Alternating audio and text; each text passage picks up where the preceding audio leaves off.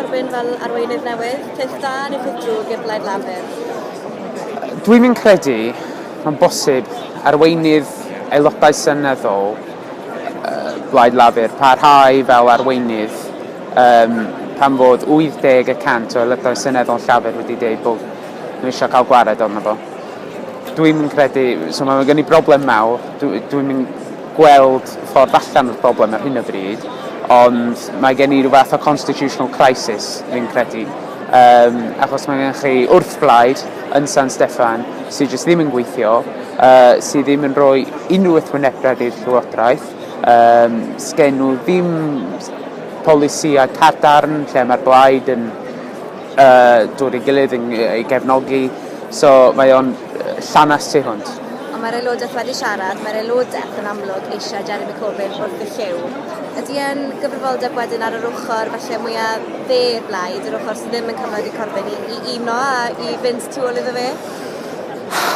Mae gen i system etholiadol yn y blaid Lafur sy'n gadael i arweinydd cael ei ethol heb gefnogaeth gan aelodau seneddol. Mae hwnna i fi yn system hyrt.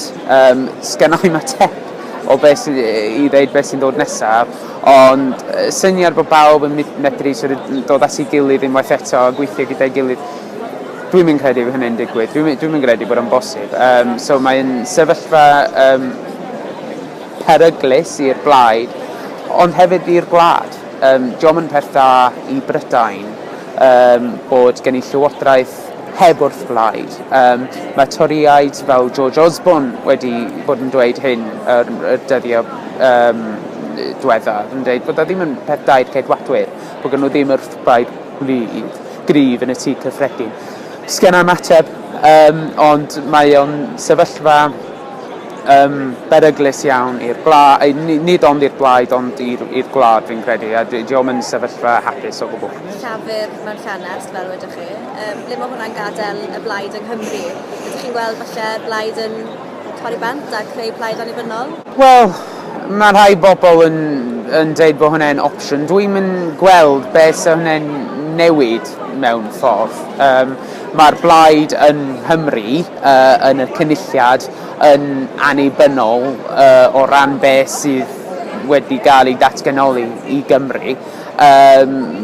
Heb fod yn blaid cenedlaethol, Nationalist Party, fel Plaid Cymru, dwi'n mynd gweld sut sa fo'n gallu fod yn blaid annibynnol, achos mae gen chi aelodau seneddol, cofio, yn Nghymru, aelodau seneddol Llafur, lle sy'n nhw'n eistedd mewn sefyllfa sa gen chi blaid annibynnol Cymru, ond hefyd mae'r aelodaeth y blaid Lafur sy'n gwahaniaeth rhwng lefel o gefnogaeth gen Corbyn yn Lloegr ac yn yr Alban nes gan efo yng Nghymru. So, sa chi ddim yn datrys y problem, dwi'n mynd credu. Sa chi'n gallu cael rhyw blaid federal Llafur Cymru, ond mae'r aelodaeth Corbyn dal yn y blaid yna. So, dwi'n mynd gweld sut mae hwnna'n datrys y problem o gwbl.